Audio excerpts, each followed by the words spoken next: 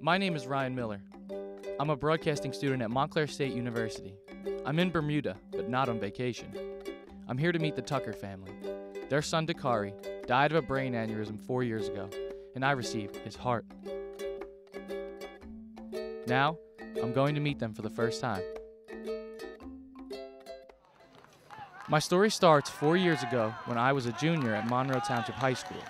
I enjoyed playing sports, especially soccer. That December, everything changed. A doctor thought I had pneumonia and ordered a chest x-ray. My mom and dad remember what happened next. She said that they compared that chest x-ray to one I believe you had 6 or 8 months prior when you were playing baseball. You had a ball to the chest. I noticed a difference. I had called Daddy and said that it was bad. I remember running out of my office, and the first thought that came to my head was, oh no, not one of my boys. We had been informed that I had a condition known as non-compactive hypertrophic cardiomyopathy, also known as an enlarged heart. I was then transported to Newark Beth Israel Medical Center, one of the top heart hospitals in the country. Dr. Mark Zucker is a surgeon there.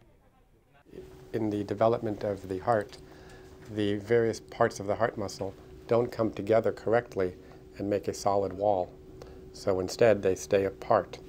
Every time the heart beats, blood gets caught in these little spaces, and gradually the heart dilates up. On New Year's Eve, doctors tried to implant a defibrillator. It did not go well. You got into big-time trouble in the cath lab, started to have multiple cardiac arrests. They wound up rushing to the operating room, unsure of what your neurologic status was. I lost blood flow to my brain for a total of 4 minutes. I was put on a machine that helped pump my heart for me. I was weak, but stable. Just to see your child with machines pumping, it was just too much. And the circuit breakers went off, and I collapsed. I just fell right there on the floor.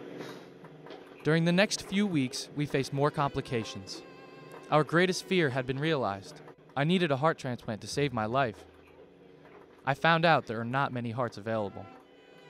There are somewhere between 40,000 and 80,000 patients with end-stage heart failure in the United States that might be eligible for heart transplants, but there are only 2,300 donors.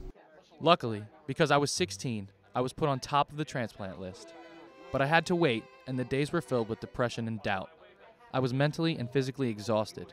My father remembers one bad night. You were doubting, why is this happening to me? 100 different comments coming out, and I just laid there, stroked your head, and just tried to reassure you that, we're not going to let anything happen to you. That's what we're here for.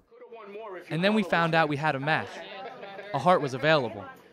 Within minutes, what hit Mom and I was the fact that we're sitting here celebrating, and somebody had to lose their life for this to happen. There's a set of parents that lost a child so this could happen. So I'm here in Bermuda with my parents. We needed to make this trip to let the family who gave me their son's heart know how much their gift meant to us.